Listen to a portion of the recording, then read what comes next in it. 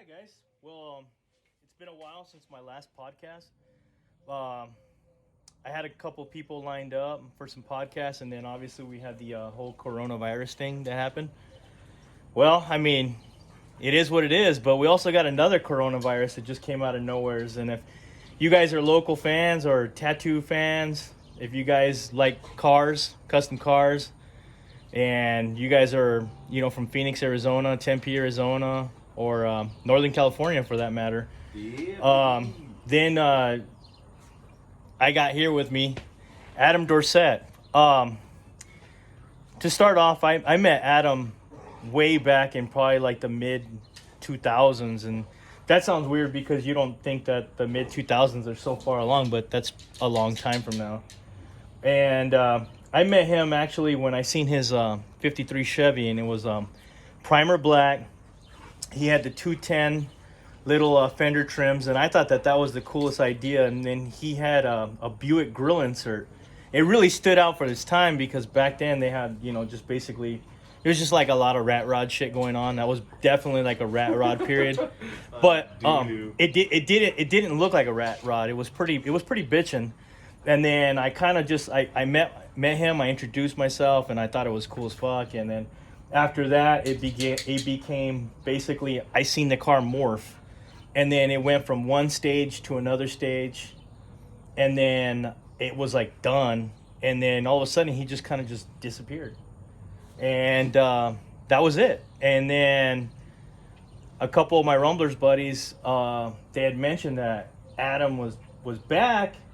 And I was like, no shit. And I go, it took me a while to put two and two together. And I'm like, oh, yeah, that's okay, cool, whatever. And then I had known that he was running, a shop. And, it was pretty much a predominantly, good business and whatnot. And, and I was a fan of his car. So we reached out somehow, one way or another. He had come over to my house during the whole coronavirus. And obviously, I had some parts that he needed, and I'm glad to help him out. He was in the back. He's seen my my stash of parts, and it's pretty weird to just have that stuff here. But that's my dog, that's my other dog, and that's my other dog, and we're gonna be having a barbecue on this Corona Tuesday. So I got a couple questions. I don't have anything planned. Like I tell you, when I do these interviews, I don't have any script.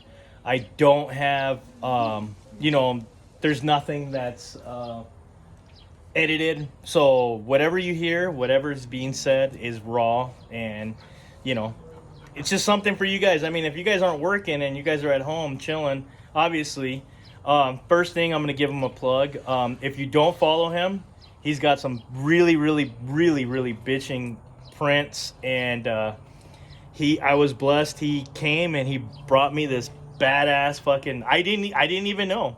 I really didn't even know it's an original, and it was back from 2007, and he just pulled it out, and thank you very much.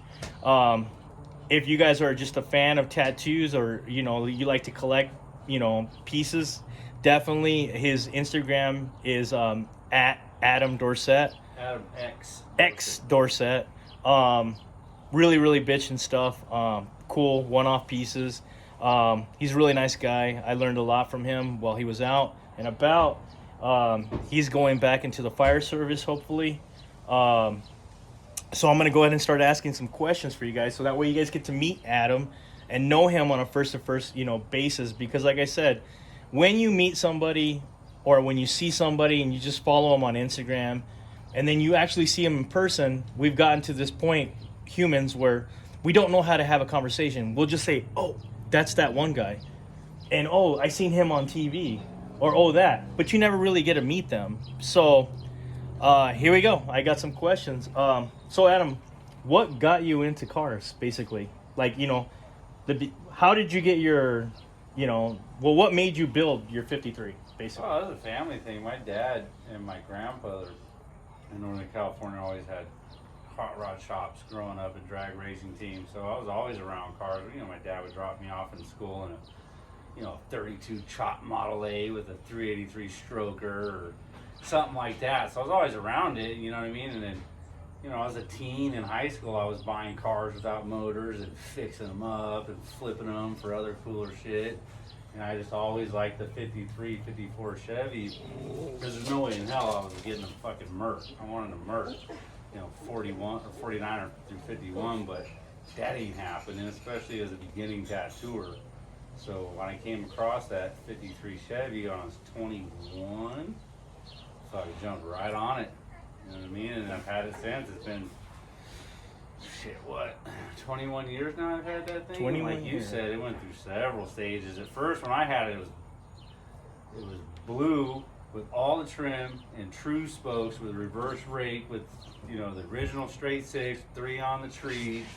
You know what I mean? And then I just stripped everything and put wide whites on it and put lowering blocks in the back and primered it out, and pretty much stayed that way until a version of that, like you saw, until I completely, you know, customized, you know, the whole body and painted it like you see it, you know, with the candy and all that. So that's how. It's just a family thing. My brother still has a car shop that I took over from my dad in Northern California, Dorsett Speed Shop. So he's still up there carrying on the family tradition. We got like now it's 4 generations in that town in Santa Rosa of car builders. And my great uncle and tattooers, because my great uncle that I never met, he died 3 years before I was born, was a tattooer his whole life, and a sign painter specialized in gold leaf. So, Oh wow. and I got all his equipment handed down to me. You know what I Wow. mean? So it's just weird that we have cars and tattooing and sign painting running through our blood in that town. And my great uncle, he was a traveler just like I am. He tattooed in Japan. He lived in Mexico for a while and got married to his wife there. So I got So I mean, it's basically like a hereditary thing. Then. yeah. That's yeah. cool, man. I mean, Just following the family tradition, I guess. yeah, because I mean, working on cars, I feel that it's, you know, it's very artistic. You know, you're gonna have, Absolutely. you know, unless you pay somebody to just go and build it, you know. That's cool too. You know, I think that at that point, but you have to have some sort of vision. You know what I mean? It's like, I think you have to have a vision, and then once you've got that vision, then I think you know, you can pay somebody to do it. You know, whatever. You know, at that point, it doesn't really matter. But you got to have some sort of view. Like, you got to be able to say, well, I love 53, 54 Chevys, and I kind of wanted to have like this. So I noticed on your 53 Chevy, you molded the grill surround on that. Yeah, the original grill housing. Yeah, I love that look. You know, what Did made you- you want to do that look? Just seeing other cars at shows, you're like, oh, that's sick. You know what I mean? Just instead of just taking the old one out, chroming it, and putting it back in, or painting it like some dudes do. I was like, damn, it's easy enough. You know, why not? Yeah. And then we, on the hoods, you know, we rounded it off. You know, and that was easy. I saw that from Barris. Barris and his apprentices were doing that, and that was easy. Shut the hood, you draw a little chalk line, cut those off, and weld them in, and then it's a super easy. And when it's done, it looks fucking tits. You know what I mean? Especially when you do the rest of the hood. You know, you weld the rest of it and, you know, do all that shit. Fucking So amazing. It's beautiful. it's a super easy way for the front clips, those 53s, to get a really big impact at a show. Especially like now, what we're doing that you helped me with is get the stock grill back in with the extra teeth, and it's really going to be like, oh fuck, yeah, that looks fucking nice. And shark. it's not like, you know, we had to do a lot to achieve that. We just worked with the original parts from Chevy. Just, you know what I mean? Yeah. No, I totally get that. Now, off the subject of you know, cars, what got you into tattooing?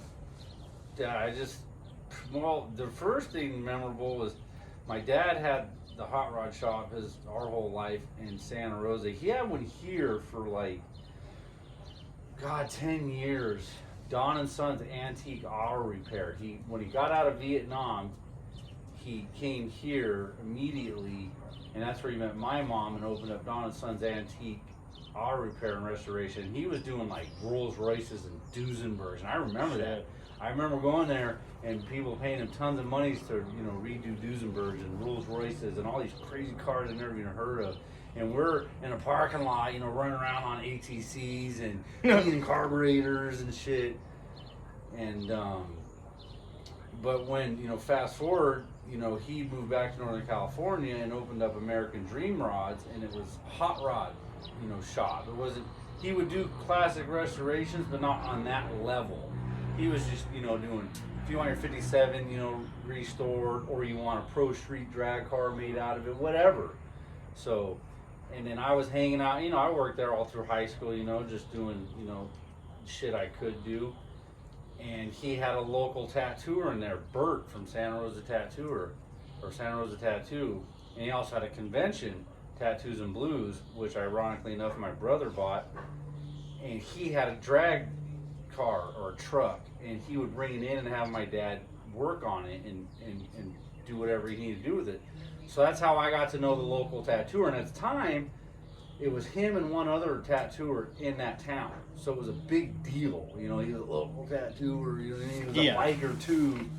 So he was coming in, you know what I mean, with a pocket full of cash and had this nice truck. And I just started hanging out at the shop with some of the other guys because they had cars too. And I started doing side work on their cars and just started hanging around the shop. And then it led into, you know, me working there, and then, hey, do you want to be the apprentice? It's gonna it's gonna be forever, and you're not gonna make a lot of money, and we're gonna treat you like shit. And I was like, sweet, let's do it. So you're like basically apprentice for somebody that doesn't know tattoos. Is basically like you were a prospect then, basically for like. Well, yeah, I mean they're all, you know, combined. They had decades of experience, and I did a traditional formal.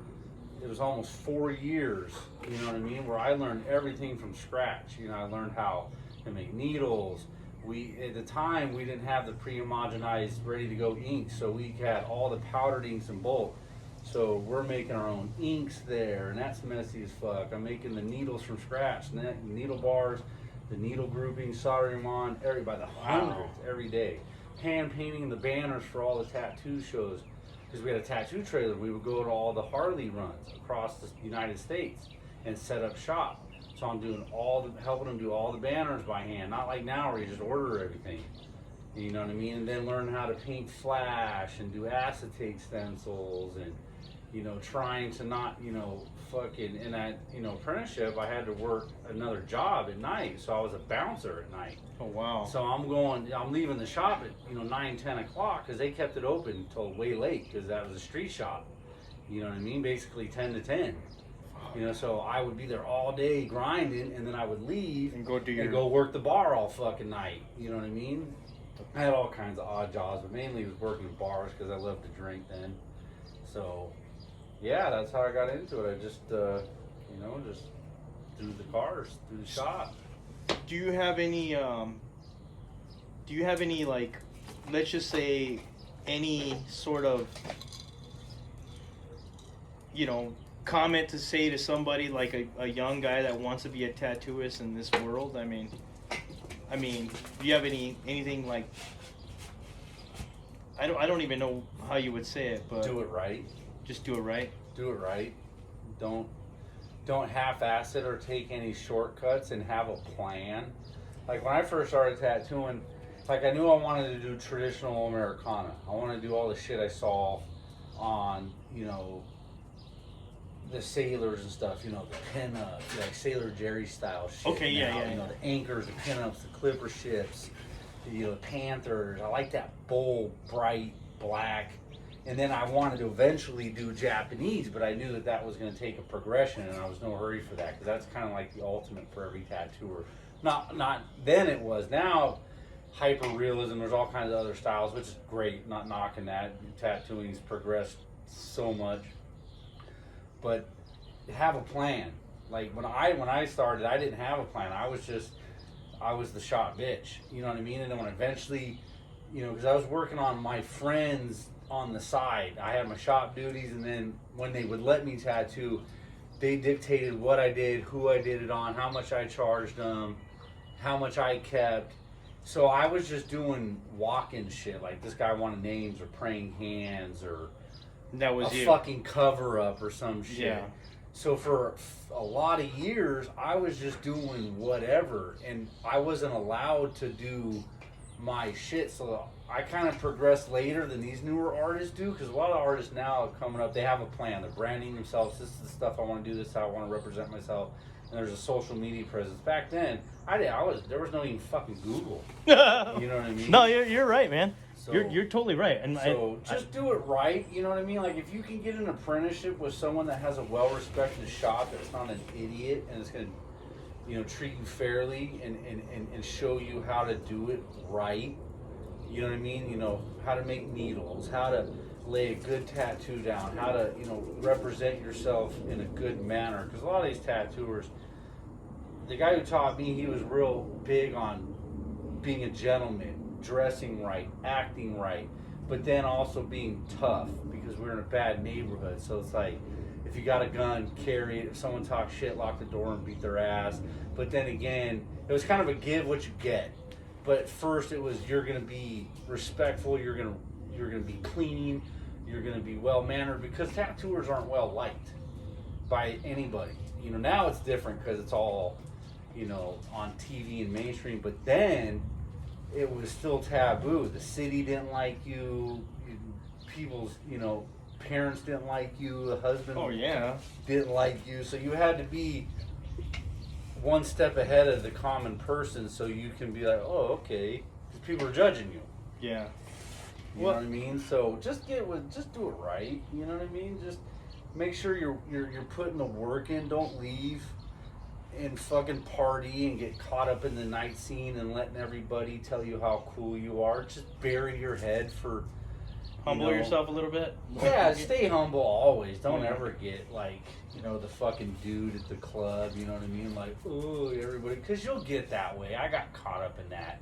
You'll get a little somewhere, you'll get a little good at tattoos, you got a pocket full of cash, you'll get a little girlfriend that's, telling how special you are, and you'll get to your head, and you'll back off a little bit and start making mistakes, and you won't realize it. So just... Speaking of mistakes, I'm going to cut you off right there. Hold that. So speaking of mistakes, since I got you on the mistakes, do you remember ever, honestly, when you were first tattooing, did you ever fuck up on somebody? Absolutely, all the time. And what would you do? Like, do you remember that one where you really... Like, what did you do, if you don't mind me asking you? What did you do? I don't remember the first ones. I mean, other than little stuff like blowing a line out or shading past something, or... Did you ever spell like a name wrong? Yeah, I've done that quite a few times. How do you play that off? Well, I learned right away, and they tell me, always have the customer write down what they want. So if it does fuck up, it's on them. Write down what you want, spell it out, make sure it's correct, and then you do it, look at it, double, triple check it. So, I mean... You spelled a couple of names wrong? Yeah, but that was on the customers. That was on... There was nothing... Even if it's... I mean, if it's something simple like love and hate, or, fucking death and glory, like, you gotta be pretty fucking dumb. You know what I mean? But well, I'm just saying. Wrong, but it was on them. I think one time in Germany, at my buddy Dirk Reuter's shop, this guy came in. That's one I really fucked up, but we pulled it off. He wanted kanji, and it was these two big characters on his arm. And we were up all night smoking hash and drinking fucking whiskey. And the hash up there is powerful. It's not like the shit we get here. It's this Afghani red shit where your mouth dries out and you're just boom. And so the next day I'm just like, oh, you know what I mean? And his shop is busy and packed and well known. So I'm just busting shit out. And I put the stencil of the top character on. I don't know why I had two stencils instead of just having everything on one. But I put both stencils on them, the same one. I put that character, and I immediately put it right under it, and I just started going to town, and his fucking girlfriend walked by, and she was like, hey, come have a cigarette with me. And my dumb ass was like, I don't smoke. What do you want? And she's like, take a break and come have a cigarette. And I'm like, huh, okay. Hey, I'll be right back, bud.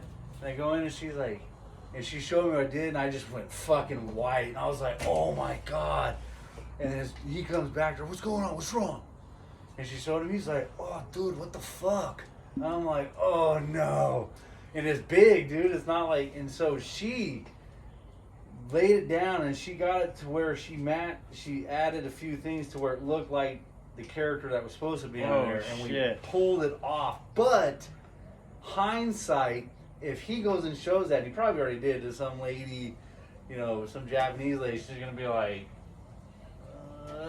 you know what I mean? Yeah, no, I get you. But so there's somebody out there in Germany. Well, I'm sure there's quite a few people out there that hate me or got something covered up, but it is what it is. You know what I mean? What are you gonna do about it? So from fuck ups, let's move to business. What made you start the business out here in Tempe? It was from when I was doing the High Life pomade. It was kind of like I remember that. I needed, or not needed, I didn't need it, but it was kind of like maybe I should have a brick and mortar spot for the pomade. You know what I mean? Like, because pomade and barbering, and I was, at the time I had hair, and no one had ever done a tattoo barbershop, and everybody's like, you should have your own tattoo shop. At the time I worked for this one douchebag, and I quit his shop, and I was just kind of like, that's when I started, when the pomade started, it blew up. Dude, fuck yeah. Within months of me making I bought it. Within months of me making it, I'm getting paid to go to car shows in Sweden and Japan and Germany, and people are like, you know, wanting distribution, and I'm like, and I'm still this dude just doing it in the kitchen. You know what I mean? So everybody's like, dude, you need to fucking open up your own shop. What made you do that, man? What made you start I just wanted my own. I just was tired of it. That started in Santa Rosa. I was tired of going. That was during my apprenticeship. I didn't have any. I literally could not afford $2.30 for a can of Dax. That's what I wore. Was the red Dax. Sometimes the Murray's. Orange Three can. flowers, man. 3 flowers. That was me. Hey, I can't. I'm sorry, dude. That was me. 3 flowers. Or just straight petroleum jelly. So yeah, it just started with me like tired of going to the store and buying Dax and Murray's, and I never really liked it. And in California, it was super cold a lot of the time in the winter, so it's hard getting that shit in there. You have to run under hot water. So I was like, man, I can make something fucking better than this. I was looking at it, it ain't shit. I'd watch my dad make fucking engine lubricants and stuff. I'm like, ain't nothing, dude. So it just started there, just doing it in my kitchen and handing it out to buddies. And then this chick that was hanging out at the tattoo shop, it always starts with a chick. Hey, you should let me design a label for that. That shit's fucking bomb. I'm like, okay. Next thing you know, it was fucking bam, and it was right before a Viva show. So I threw all that shit in there in a fucking bowling bag, and Go Cat Go, when it was still here, yeah. Brandy was like, you can sell shit off my bench over there. So I was like, shit, cool. Bam, fucking rolled up there, my 53 was still gray primer, bam, parked it by the booth. And that was when it was at the Gold Coast, when it was fucking really cool. When it was fun. Yeah, when Guido had his little pool out there in the tiki bar and all that shit. So bam, I threw some shit up on the table and it fucking boom, and sold like that day at the car show. And I had saved, I thought ahead and I'd saved some in the bowling bag, because I literally had enough to fill up a bowling bag. I never was, you know, like I ended up becoming and having thousands and thousands of cans to do. So I walked around upstairs and I was going to fucking vendors. I forget fucking do like My Baby Joe and all these big time people that are like, oh, we only carry fucking, you know, I'm not even mentioning the other pomade guys. I'm like, well, check it out, you know, boom, give them samples and hand out, you know, my MySpace at the time. Oh, here's my MySpace info. And that's where it just took off from there. Dude, man, I love that shit. It was good shit. The High Life was really. I might still, and I'll show you when you go to my garage. I'll give myself credit for, because I put work in on that, and I'm proud of it. You know what I mean? I don't like where it ended up now with Dax buying it. You know what I mean? But that's their choice. They bought it. They do what they want with it. But yeah, that's where so. What happened? What did they end up doing with it? They just changed the recipes and the branding. Like every big business, why would you bought it for a reason, why are you gonna make it worse? You know what I mean? It's like buying a McDonald's and selling Burger King. People are gonna stop going. And I've had people write me in fucking prison. Oh, dude, that shit fucking sucks now, dude. And that sucked to hear, you know what I mean? It's like, whatever, but is what it is, you know what I mean? I gotta reread the contract and see when I can fucking make it again, because I'm not sure how long the no compete clause was for. Hopefully it was only 10 years. Wow. That's a standard. So well, maybe you might not want to say that on here, but you know. I don't give a fuck. Okay. They should be worried, you know what I mean? Okay. I'll fucking... stuff like that fuels me. You know what I mean? That's what gives me the energy and the umph. You know what I mean? Like when someone tells you can't do that to a car, you're like, yeah, watch me. Yeah, watch me do that. Yeah. So, but anyway, full circle. That's how the tattoo shop and the tattoo barber shop. Dude, I ended thought up. truthfully, Let's I get- went to your barber shop back when, I used to have hair.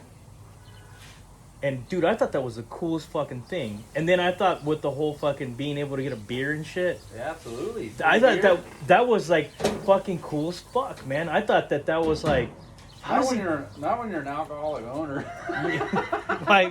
yeah, now. I mean, Probably should have been serving fucking lemonade. Yeah, no, I get that. No, I get it. But I thought it was a cool idea, man. And I thought that it was cool that it was here, and you don't really get that. Yeah, no one was doing it. There was a few shops in like Southern California that did it, and I was leery to do it because there's a lot of blowback because I'm a real purist when it comes to tattooing. You know what I mean?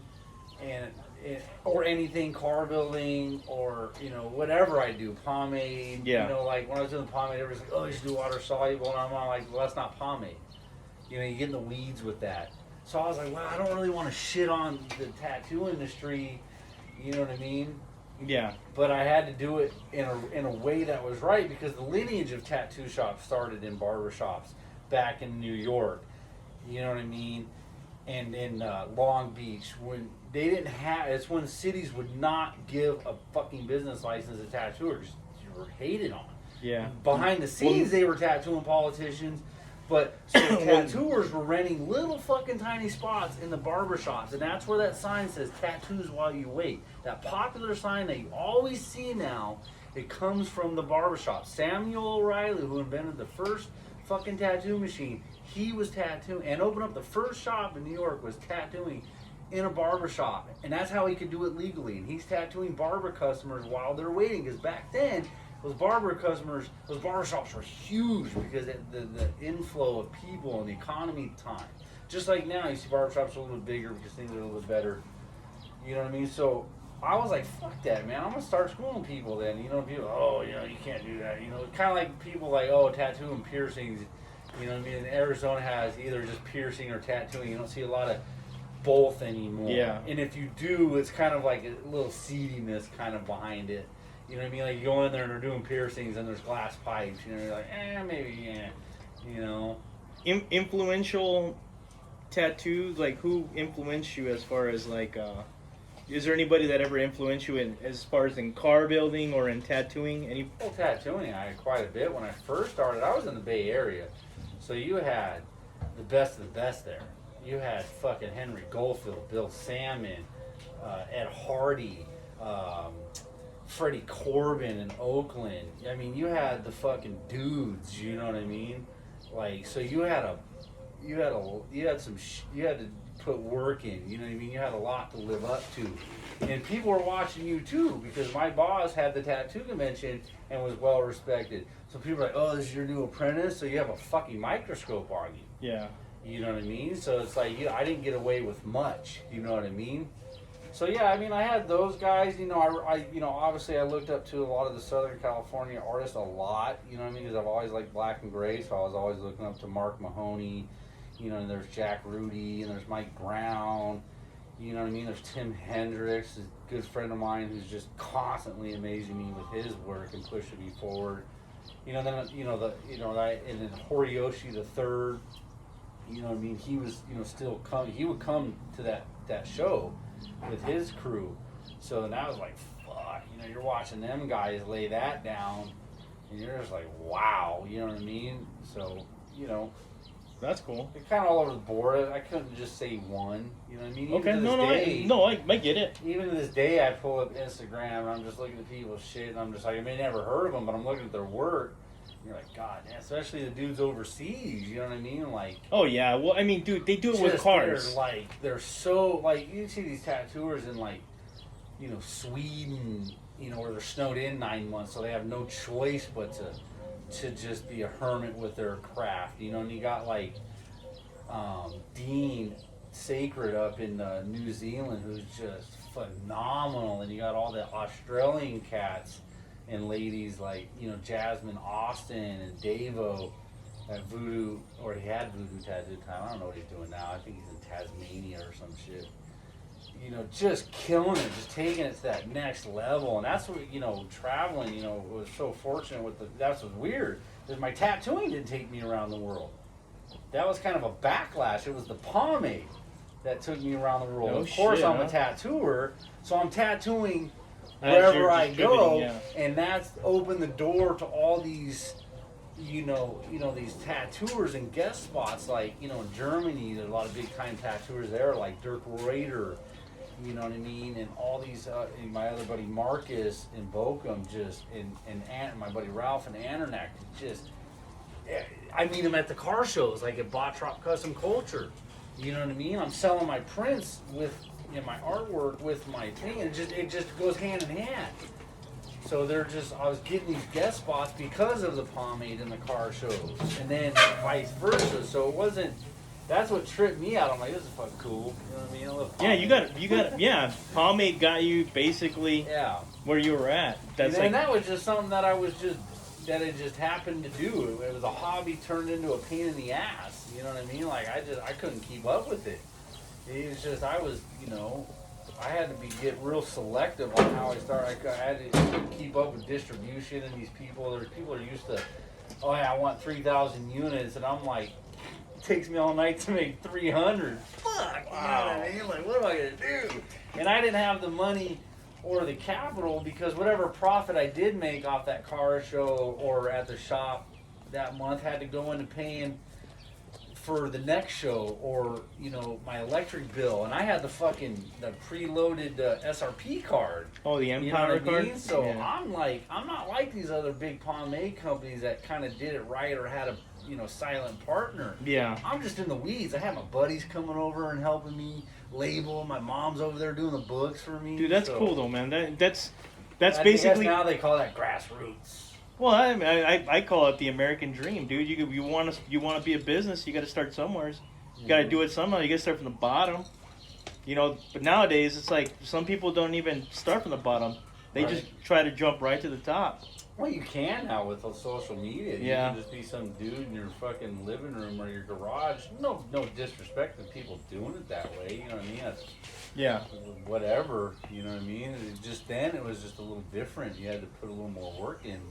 Now, you know, some dude, you know, in some little garage in fucking backwoods in Maryland, just doing fucking gnarliest, coolest car building that you would have never saw before unless you went to a car show in that neck of the woods. Now you can see his shit. Yeah. And now he's blowing it up. Now he's got some girlfriend that's like knows how to do it for him. You know what I mean? So yeah, it's all good. Dude, I literally, Instagram for me, it was like, I did Instagram to document a friend of mine that we were building his car. To get dates? Oh, shit. When I first started Instagram, one of the guys in the shop, it was already a thing. It was a boom. You know what I mean? Hey, and my welcome buddy, to the world of Tinder, bro, where you just... No, fuck that. You get what is it, catfished all the time. No, I watch my buddies have nightmares. You know what I mean? But no, when I first started, I didn't have like, my buddy set the account up for me and picked the screen name. And I was just all over the board with what I was posting. I was just mainly on there, you know, messaging chicks and, you know, posting pictures of stupid, like my buddy puking. And now it's like, you have like you're methodical about how you want to represent yourself and portray yourself. And my buddies kind of explain that to me as time goes on. Because I get in a little trouble, I piss people off, or get in little wars. Yeah. You know what I mean? Because I don't have a filter. I'm a little better at that. It's now, okay. You know? It's fine. But that's what makes you human. Right? You know? You gotta have... The fat guy doing burpees now on Instagram. A couple of last questions, and then we'll go ahead and end this one. We'll call this one. We'll put this one in the books. Come on. Now, I got a couple of buddies of mine. Like, I don't know if you noticed, I have 0 tattoos, man. I got none. We gotta fix that. Well, no. You gotta get the devil on you, man. You got the Rumbler devil on you. Well, that takes 5 years. Oh yeah, you gotta put some work in. Yeah, you gotta put work in. Yeah, but still, regardless, who you gotta sock? No, it's not even that, dude. It's how it is with the soccer hooligans in Germany. When I grew up, dude, my dad, he was heavily tattooed. Yeah. Like, heavily tattooed. And growing up in the 80s, in the 90s, you know, when you know, my dad had to take me to like parent-teacher conference, I was pretty embarrassed. Like, my dad was, like, he looked like he was. That's probably why. I mean, you know, he looked like he was a criminal. He used to draw tattoos on me when I was a kid. I mean, he had, like, I'm not talking small pieces. He had big pieces. And I actually remember hearing him tell me a story where he messed up this dude's tattoo in Vietnam. The guy told him, he goes, hey, man, can you draw a cobra on me? And my dad was drinking, and he was like, this is all you got to do. And they basically did it with, like, a guitar string. Oh, yeah. But that's how he did it. But he had all kinds of tattoos, and I was just kind of, like, embarrassed, and I just didn't want any of that. But that's here nor there. But what I was going to ask you is, what do you feel about the differences now as far as in tattooing? Like, you see, like, these chicks and, like, this mainstream where tattooing is no longer... It's, like, the norm. You know, it's the normal. Like, if you don't see a chick with a full sleeve or a half sleeve, or if you don't see, like, you know, a singer that has full tattoos, or, like, a basketball player or some professional... How do you feel? Like, what do you feel? It's changed a lot, you know. Well, I mean, to each his own. Yeah. I mean, there's pros and cons with every progression of every industry. I mean, my personal preference with, you know, people tattoos is obviously cool, especially with women. I like a woman that's fully covered with nice stuff. I can't stand it when you see a woman with shitty tattoos. You're just like, oh, why'd you do that, girl? You know what I mean? So shitty tattoos. Well, But I mean, like, I have more positives to say about where the industry is at than negatives. A lot of people, you know, especially the tattooers that I came up with or around, they don't like it because it opens the door for more easier access to people getting into it and doing it the wrong way. But that's always been there. That was there back when Spalding and Rogers first started and was selling to anybody that would hit them up. So it's whatever. I mean, I think that, you know, with the TV shows and the stuff you see on YouTube, there's more access for people to get the information on how to do it right. Like, this is a good tattoo, this is a bad tattoo. This is the good machines you use, these are not good machines. And a lot of the kids now that are starting to tattoo, they're smart about it. They're getting the good shit. You know what I mean? They're like, they want to do it right. They want to, you know, the DIY where they're making their own aprons and their own inks and needles and, you know, their own machines, or supporting other tattooers, which is huge for me, building their own machines and inks and supporting each other in the industry. For a long time there, before, people were just ordering shit from, you know, China. And, you know, you had all these supply companies that are just flooded the market. Now, I see it's moved away from that, where we're supporting our own. That's good, man. And that's what I'm happy about, because there's a lot of my friends that have tattoo supply companies fucking amazing at what they do, and they put in decades of work into making their craft as best it possibly can be. And I watch them, you know, 3 o'clock in the morning putting someone's machine together. No, not right. Take it apart, put it back together. Or, you know, just like you with, you know, an engine or body work. You know what I mean? Yeah. So I'm a little more, you know, but I'm an optimist. You know, I'm always going to look at the glass half full, that kind of stuff. That's cool, know? man. But Yeah, as far for as my sure. personal preference, get tattooed. Just do it right. Yeah. Something neat. When I met Clean Rock in at the Grand National Roadster Show. I had no idea who he was, man. No fucking idea. Shout out to Clean Loud. Rock. Dude, he came. I sold him some backing plates, and then somebody had told me that they were like, "That's Clean Rock," and I'm like, I don't know who the fuck Clean Rock, because, you know, I'm not really too into the tattoo thing, obviously, but I can, you know, appreciate artwork. I love artwork. Fucking artwork is great. It's an expression. It's cool, and, you know. And somebody had told me, they were like, "Oh, you sold something to Clean Rock?" And I'm like, "Yeah." And then I go on and I Google him, and then I look, and I'm like, "Holy shit, this guy's got a TV. He's on TV." Yeah. I'm like, "Holy shit." Up. Yeah, I was watching him in prison. Like I said, I'm pretty good friends with him, known him for a long time, and I'm sitting there, you know, in my cell going, "What the fuck? What? Oh, hell no." Yeah. You know what I mean? No, but he was such a nice guy, really nice guy. He's down to earth. Good builder. Yeah, it just Good painter. Nice guy, man. Overall, I think I met his girlfriend or his wife. I'm not sure. He busts shit out too, man. He's serious about his building, dude. He's not like, that's the one thing that pisses me off about car builders, especially painters, man, is they have it just 2 years later and it still looks the same. You're just like, dude, come